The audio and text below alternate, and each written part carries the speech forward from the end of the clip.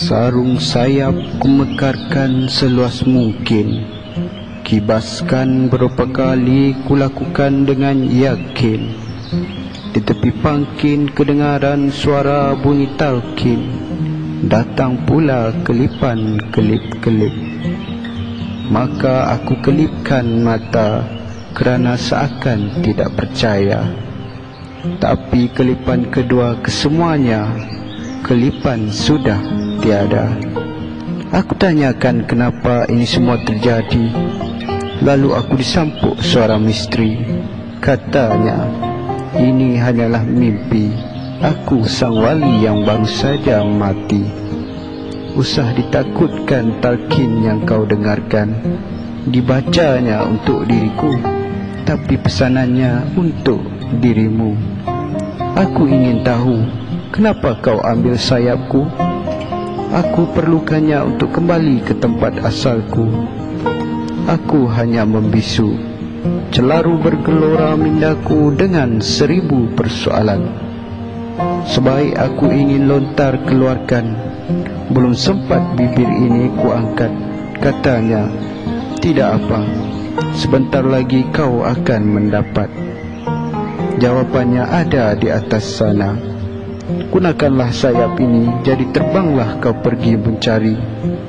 Jangan sia-siakan peluang ini. Kupinjamkan hanya sekali. Maka selepas kau dapatkan jawapan yang kau inginkan, pulanglah semula kau ke sini. Pulanglah semula sayap itu kemari. Maka terbanglah aku dengan kekeliruanku, lalu menuju tepat ke langitnya ungu. 5 detik sudah berlalu. Lapisan ungu itu seolah semakin hampir. Aku teruskan dengan lebih laju, sehingga tiba-tiba aku tembus masuk ke langit itu. Kutoleh ke kiri, kutoleh ke kanan. Semua di sekeliling ini amat menakjubkan. Bahuku disapa dari belakang. Wahai anak muda, kenapa kau datang? Di sini bukan tempatmu, segeralah kau pulang. Jawabku, aku datang dengan persoalan, bukan suka-suka tapi dengan tujuan. Baiklah anak muda, apa yang kau mahukan? Sebelum itu, aku mau tahu dulu, di manakah aku dan siapakah kamu? Tanya aku. Ini adalah kayangan, dan aku hanyalah pengawal sempadan. Aku terkedu, keliru, aku terkaku di situ. Pengawal itu tenung lalu berkata, aku kenal sayap ini, di mana kau mendapatkannya? Dia menghampiriku dengan perlahan, mengusap sayap ini dengan teliti, seolah ada sesuatu yang ingin dicari. Sampailah terjumpa satu nota, terlipat terlekat di balik bulu. Akalku semakin celaru. Pikirkan bila notanya terselit di situ. Notanya diambil dan dibuka. Sempat kujelin isinya apa. Tertulis, bantulah anak muda ini menjawab persoalan di minda. Pengawal memandangku lalu berkata, baiklah anak muda, menapaklah kau tegak ke utara. Jawapan yang kau cari ada di sana. Pergilah aku berlalu dari situ, berjalan langkah demi langkah, sambil menikmati pemandangan yang begitu indah. Tidak ada satu benda pun di sini yang sama dengan dunia. Semuanya cantik, semuanya mempersona. Hampir aku terlupa asal aku di sini untuk apa. Segera aku kembangkan sayap ini semula untuk terbang terus ke utara. 3 detik berlalu, aku lihatkan ada sebuah kota. Aku terbang tepat ke tengah pusatnya. Kerana di situ ada satu menara tinggi, puncaknya langsung tidak kelihatan. Diriku semakin hairan. Kenapa puncaknya terlalu tinggi? Aku lebih celaru, keliru. Tapi lebih teruja untuk tahu, kerana aku yakin jawapannya ada di situ. Lalu aku terbang selaju-lajunya ke atas, sehingga pintu masuknya aku terlepas. Aku terlihat ada satu cahaya yang memancar-mancar terangnya. Cahayanya begitu terang tapi tidak menyilaukan. Semakin dipandang semakin menenangkan. Dengan itu aku pun perlahan-lahan turunkan diriku. Kurapatkan sayap ini di belakang. Kulihat ada sebuah pintu gerbang, tersangat cantik untuk dipandang, tersangat indah untuk disembang. Di sini juga ada pengawal. Belum kudekati, pintunya sudah terbuka. Pengawal berkata, "Selamat datang wahai anak muda. Masuklah ke dalam. Jawapan yang kamu inginkan ada di dalam."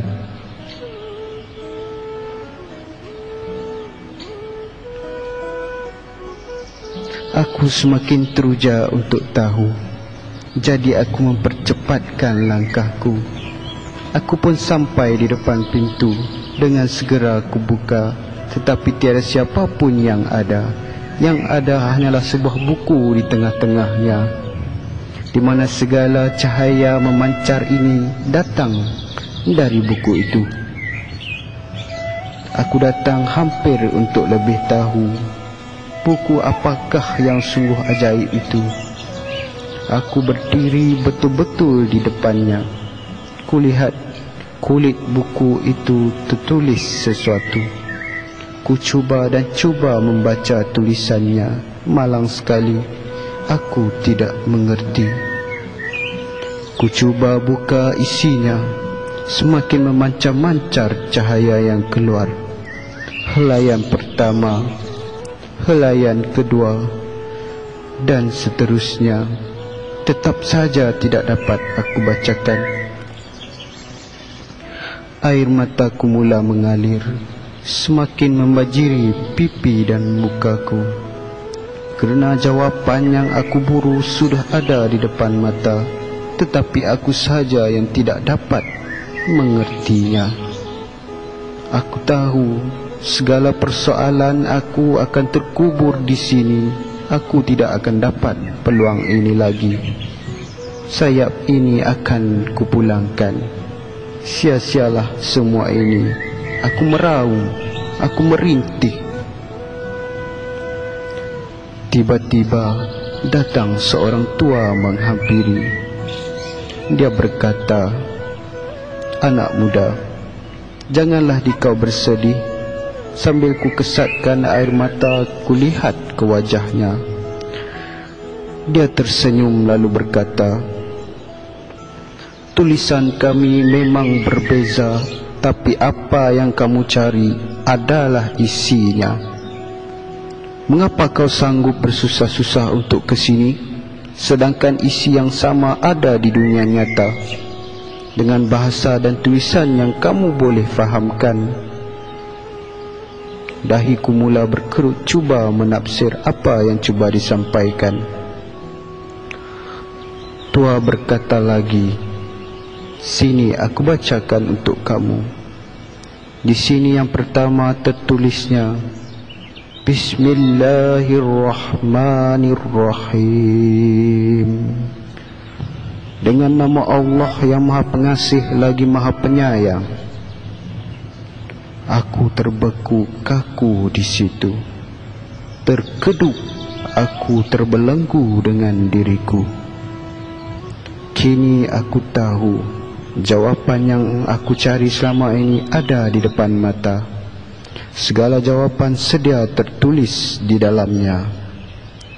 Cuma aku saja yang terlalu buta, hanya membaca sekadar membaca. Tidak mengkaji cuba untuk tahu makna. Aku malu sebagai hamba.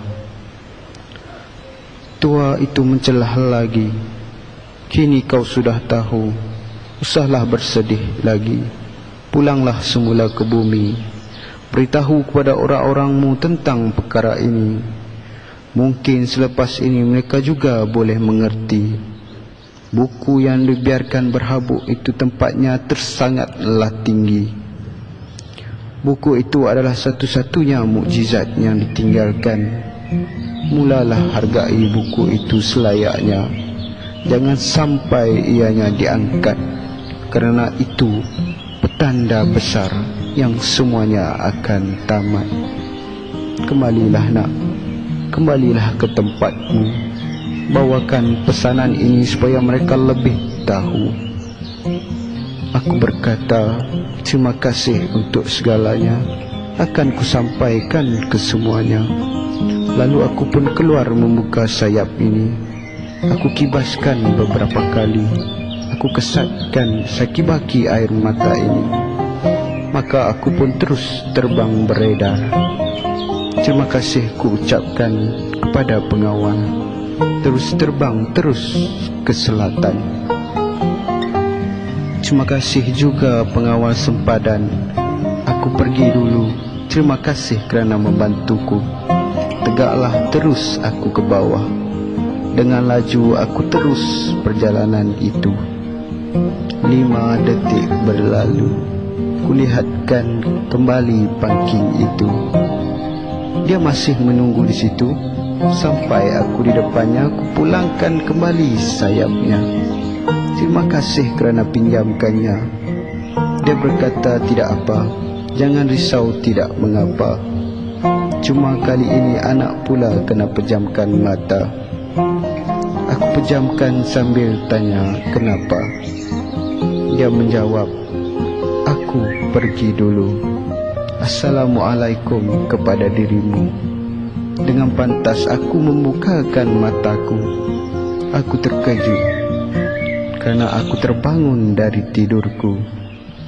Kali ini aku tidak lagi terkedu, kerana aku sudah lebih tahu.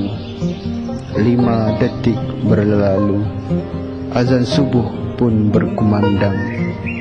Kini aku lebih tahu dan lebih tenang. Sekian saja, aku pergi dahulu. Assalamualaikum. Aku ingin sembahyang.